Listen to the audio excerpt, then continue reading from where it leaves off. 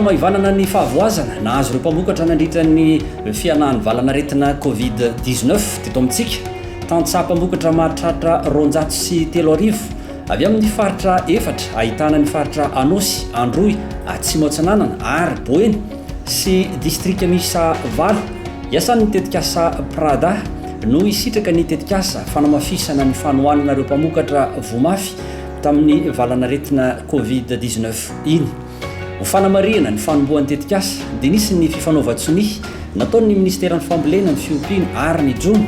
tamin'ny fondation Action andaniny ary tamin'ny sekoly ambony mpanofana ho injeneran'ny fambolena ESA Antananarivo ankilany ny voalohany volana mars 2022 tetsy amin'ny efitran'ny ministeran'ny fambolena Anosy. Ny anton'izao lanonana nanaovana soni teto zao dia fanamariana ny fanohanana fanampiana avy amin'ny fitoram-panjakana allemand ho an'ny gouvernement malagasy indrindra ho an'ny sehatry ny famokarana amin'ny tontolo ambanivohitra dia manampy antsika ry zareo amin'ny fanamaivanana ny fiatraikan'izay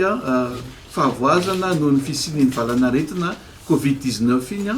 tamin'ireo mpamboly amina faritra maromaro eto Madagasikara.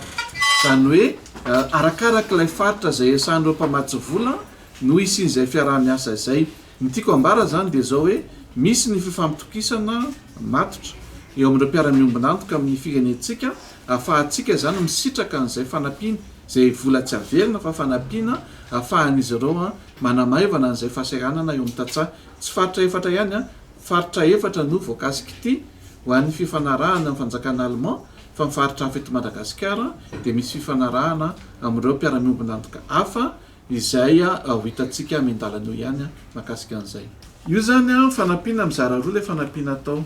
Ny fanampiana aloha zany amin'ny fanohanana azy ireo amin'ny fitantanana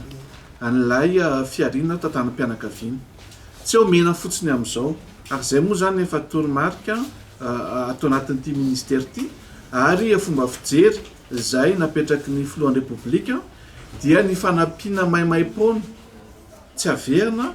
dia efa nilozan'ny toetrandro zany fa tsy maintsy misy fandraisana anjara na amin'ny lafiny ara-teknika io na amin'ny lafiny fandraisana anjara amin'ny lafiny maro zany ho an'ilay tantsaha mba tena atsapahan'izy ireo fa tompony andraikitra ihany koa izy ireo ao anatin'izay